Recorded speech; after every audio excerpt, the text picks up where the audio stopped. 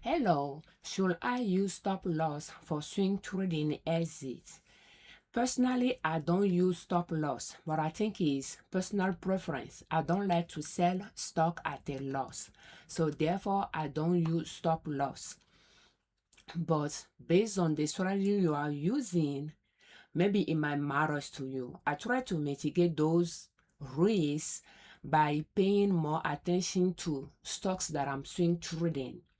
I do make mistake and trade stocks that later I will, based on my experience with it, I will decide not to buy it again. And I do have stocks that I purchased maybe in 2022 or 2023 for dividend income purposes. And looking back, I won't have purchased those stocks with the way I pick stocks for swing trading. If I have used that strategy to filter down those stocks that I purchased for to invest in for dividend income purposes, there are some that I purchased that I wouldn't have purchased, but all of those things are learning experience. So some of those stocks, I kept them for a few years and they became positive, and I sold them for profit to to free those cash to start swing trading. And when I started swing trading, I purchased some stock as well that it took me a year or two before I was able to sell them because they became negative. I purchased them and the price dropped. And I learned from those as well, and I flagged those that I'm not going to swing trade them. And some of them is not because they don't work well for me, it's because I didn't purchase them at the right place that I would have purchased it. And some of them I purchased them again. And I still have some stocks in my portfolio that are, negative in my portfolio, but they are there. And I would think these stocks, for instance, I purchased it for dividend income purposes. That's why you will see a fraction of share there because the dividend were reinvested. So I will have it in the portfolio at least since 2013.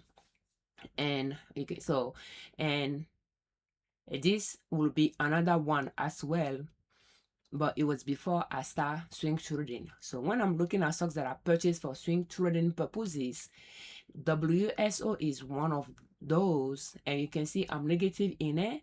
And if we look at it, I'm sure I purchased it maybe last year, and it's still in the portfolio. So it's because I don't like to sell stock at a loss. And when I was learning about stocks, books that I read some years ago were more about investing and were more about mutual fund. And then I got into individual stocks, but I got introduced to stock through investment. So I learned to invest in the stock markets, and it was in 2024 that I started swing trading. But even over the years with my husband, when we purchase stocks, individual stocks, and purchase it and sell, I noticed that I tend to keep those stocks longer in my portfolio compared to my husband. So I think naturally I'm more of an investor than a trader. So it is okay for me when the reason why I'm saying that is because I can keep the stock in my portfolio for a long period of time without problem. If the stock is negative, I don't have problem leaving it there because maybe I'm used to it, to see those negative numbers being there for a while and become positive. So for that reason, I don't worry about it. I just trying to get better at picking good stocks that I can purchase, so that if I end up purchasing at a higher price, I can just leave it there in the portfolio until it become positive. So for that reason, again, with the strategy that I use to swing trade, I focus on long growth stocks. And again, this year, since 2024, and again this year, I've been swing trading large cap stocks, and more precisely growth stocks, and I pick stocks that have been around for a while. at least before 2008, before 2008 by default, and I made few exceptions for few stocks, but it's just my preference, my personal preference, so that I know that those stocks has been through few economical crises and survive it, like recession and survive it. So, but that's just my my preference. And with my strategy is a little bit like investing in some way. So therefore, because those stocks could be in my portfolio for a while, I want to make sure they are not on their way to bankruptcy, because I have some stocks that bankrupt, and while they are still in the company bankrupt, while the stocks is still my portfolio. And I have few stocks that went through merger and sold the stocks at whatever price it was selling at that time, and I make a loss on some. Even last year or this year, one or two. And I think even stocks that I'm swing trading, one or two went through a merger and they sold the stock for the price it was selling. And at least I didn't get $0. I got something, but it was a loss for me. So I have, even those large cap stocks have those risks as well, but they are not like some stocks that I purchased in the past some years ago that will just bankrupt. The price will continue going down for a while and just bankrupt, and will become, well, it won't be, it'll be there in your portfolio, but you cannot sell it. So I have experience with those as well. But again, based on the strategy that I use, I don't set stop loss. I don't like to sell stock at a loss. But sometimes when I purchase stocks at different prices and I'm not careful, I'm seeing that it is profitable, like I have unrealized profit, and I sell it without checking when I purchase every single one of them and the price that I pay for it, to make sure the price that I'm trying to sell it is higher than all the price per share for every single purchases that I made, if that makes sense.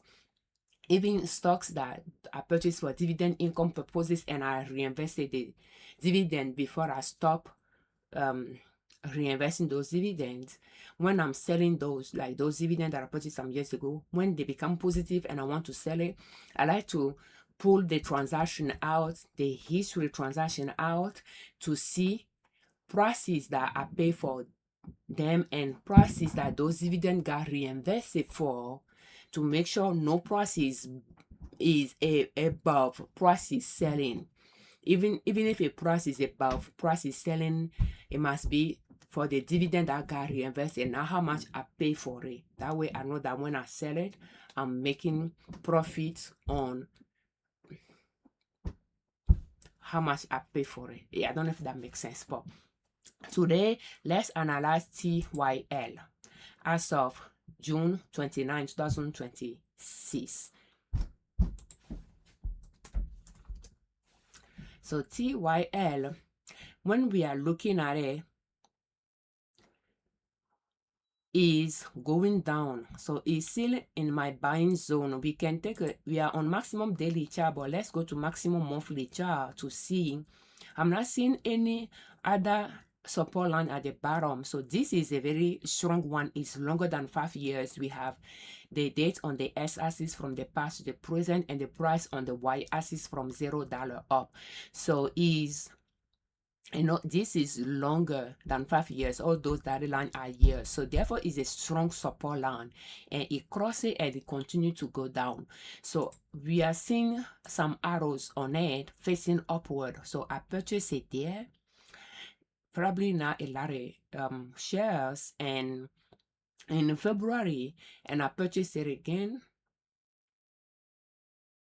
in March. I'm seeing those two arrows there, but now it continued going down. So I don't know how much I purchased it, how many shares I purchased it, but if I have money, I might try to purchase some more again, because the price difference here is 332 and 294, at least $30 different there. So if I have money, I might decide, to buy some shares there or not.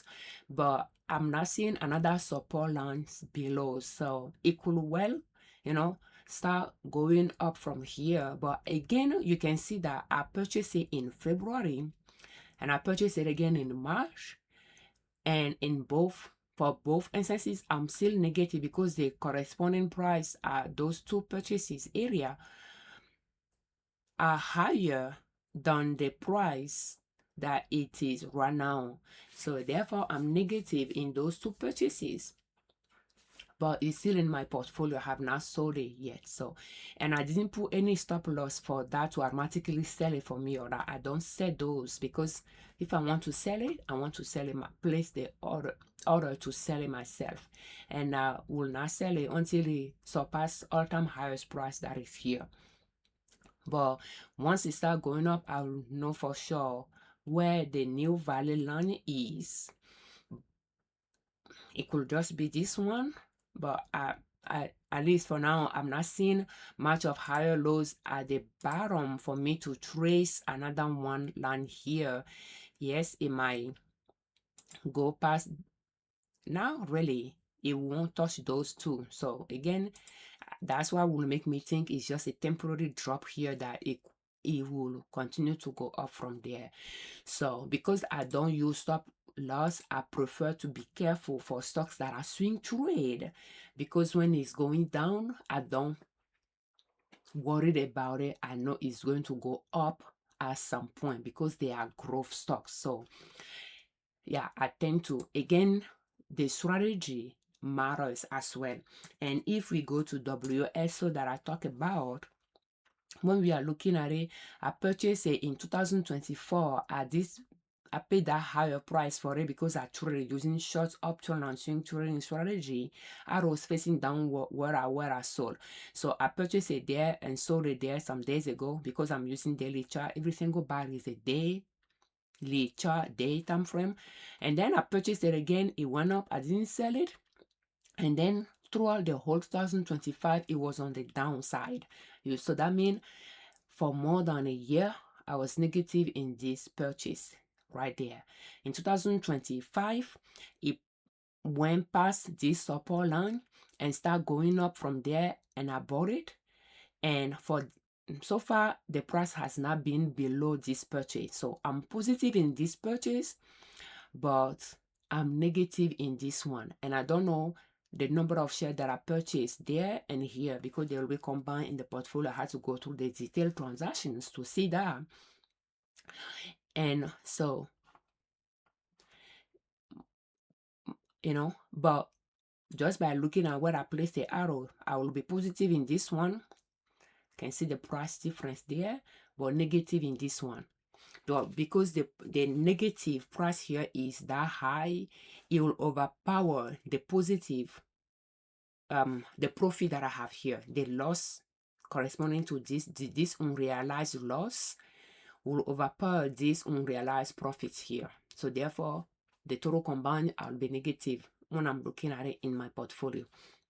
But I can see the different purchases and know that I'm positive in this one and I'm still negative in this one. And in both instances, I didn't set any stop loss. So, but that is just the way I swing trade. And if we go to maximum monthly chart to see the overall chart in front of us, you can see that it is uptrending type of stocks. So therefore, I'm okay with not setting a stop loss to get out of it, but I'm holding on to it and learn from it. And I know that I'm not going to buy around the support line, supporting the upside wall of the mountain that is climbing when I don't know if it's done going up. But I prefer to buy it at the valley line before it start going up. And I truly, maybe here will be 2023 or 2022, 2023, or 2023 to end of 2023, using a different strategy. I buy a low and sell a high, 52 weeks low, 52 weeks high with success. and that put that stocks on my radar. And when I swing trading using short up to swing trading strategy in 2024, I included in my list of stocks to swing trade and trading every few buy and sell every few days or so. And in 2025, I switched to long option and swing trading strategy. But by then, I was already stuck in it. And when it came down to the value loan that I would wanted to buy, I bought it again. And history told me that buying it around this valley line is good things for me. But now buying it at the peak of the mountain, because there is nowhere else it wanted to go past that. So thank you so much for your time. Based on the strategy you use, do you set a stop loss? We thank you very much for your time.